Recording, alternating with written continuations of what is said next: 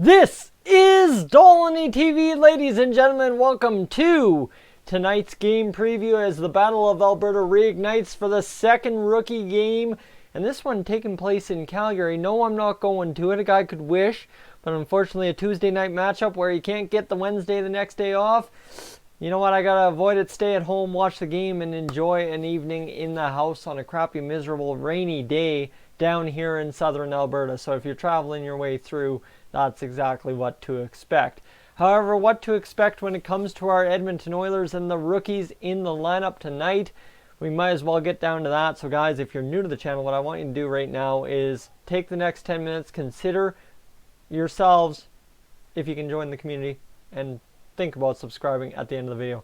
That's an awkward way to start the video, but let's get to the lines and let's get this evaluation of what's going to happen for the Oilers tonight happening right here, right now, as that is the Oilers lineup. Let's go get that right there. See, I've built this nicely, beautifully, and look at how good, sharp, look at that. Oh yeah, perfectly, actually executed something for once. So the Oilers forwards for tonight's matchup in Calgary, a 7 p.m. start, which you can watch on Oilers TV on their website. You can watch on the Oilers YouTube channel. You can watch on the Oilers Facebook page. You can watch on the Oilers Twitter page. Heck, you know what? Anywhere that the web exists, you can watch the Oilers tonight, it seems. Tyler Benson on the top line, left wing. What we're hoping for, he had an alright showing the other night. Showed some very good aspects of his game. The board play was especially strong, all that.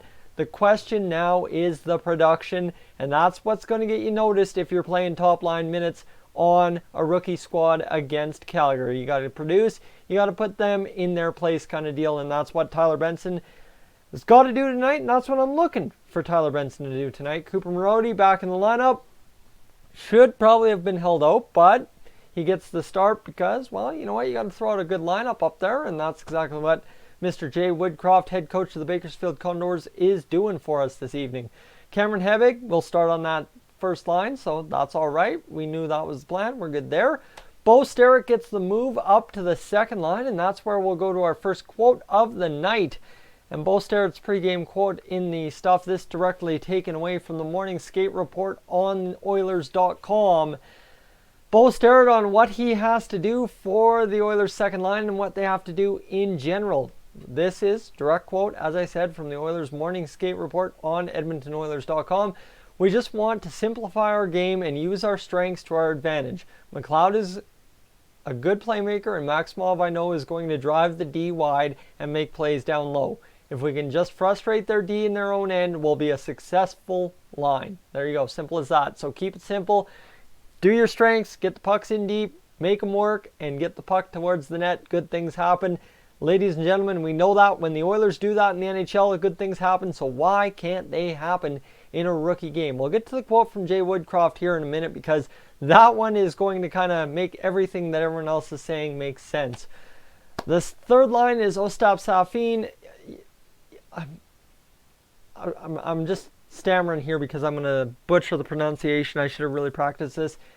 Iacobellis, however you pronounce it, Iacobellis, it's. I know they pronounced it right on the broadcast, and I know I'm getting it wrong. Frustrating myself, we'll move on. Raphael Lavoie on that third line right wing, so we're looking for him to go out there and steamroll some people, get to the front of the net and bang one home. He almost did in the first period last game. That could have been a big momentum shifter. Problem is, didn't happen. Coulda, woulda, shoulda, and we move on. Vesey, again, see, now I'm getting all the names wrong. Stukel and Keeler on the fourth line, so pretty much the exact same line as we had for last game. The real only difference is the simple fact that we still don't have Mr. Kyler Yamamoto in the lineup. And, well, we'll get to the defense here because you're going to see Jackson Bellamy on that third pairing. That means DeYoung is out of the lineup. It's Samorukov, Bouchard. We're looking for a better night out of both of them.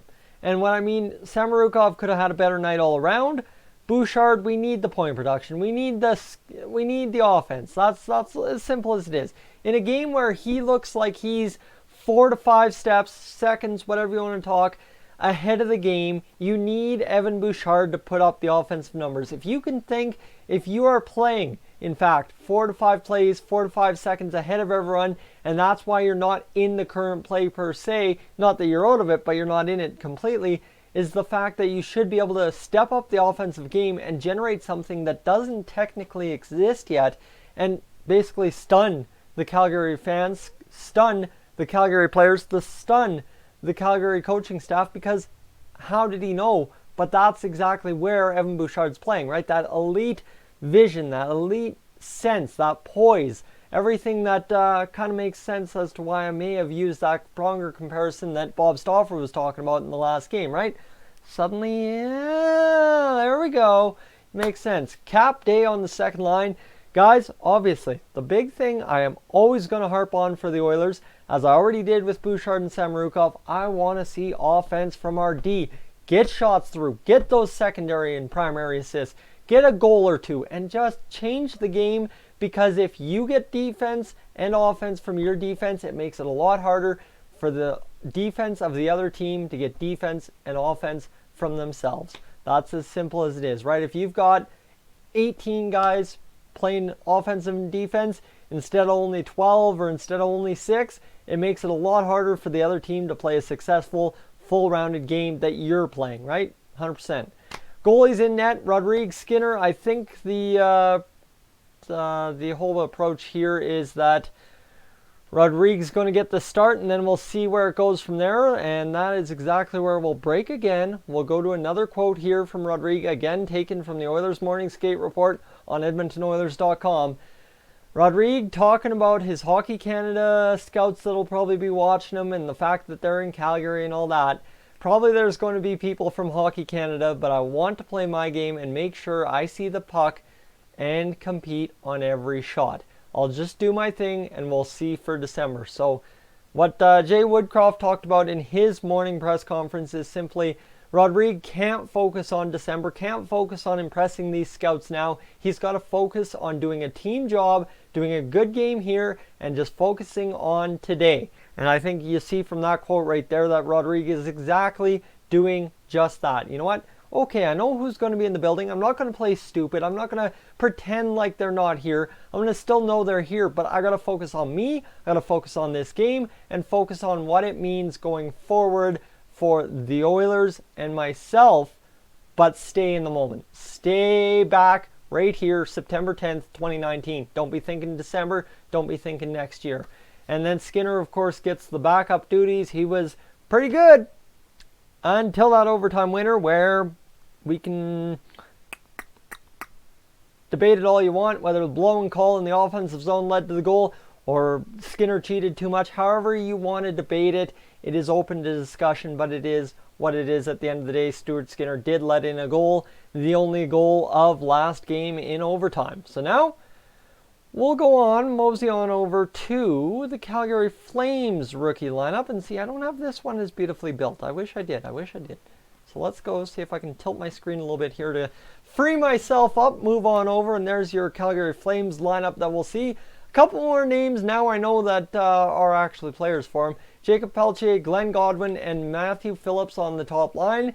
Dmitry Zavgorodny. Tried it. Can't tell me I didn't. Adam Ruzicka, Jeremy McKenna, Mason Morelli, Martin Pospisil. Man, guys, somebody's got to deal with this guy. I mean, I don't know who the Oilers have to deal with this guy. Nolan Vesey took on the Ukrainian uppercutter last year, so maybe this guy is taken on by Nolan Vesey tonight. I don't know. Eetu Tilala, and then you've got Milos Roman, Luke Philp, who is the U of A boy from the Golden Bears' successful program last year. That's why, if you're wondering why Bob Stauffer was so impressed and so excited to watch Luke Philp and Jack Michaels to a degree too, it is because he's a U of A Golden Bear. Fantastic year last year, gets signed to an NHL contract, all that mess. That's why. And David Kopp. So there you go. David Kopp, I believe. Why do I know that name? I don't know. That sounds familiar. Andrew Nielsen, Casey Schuneman, Robert Hamilton.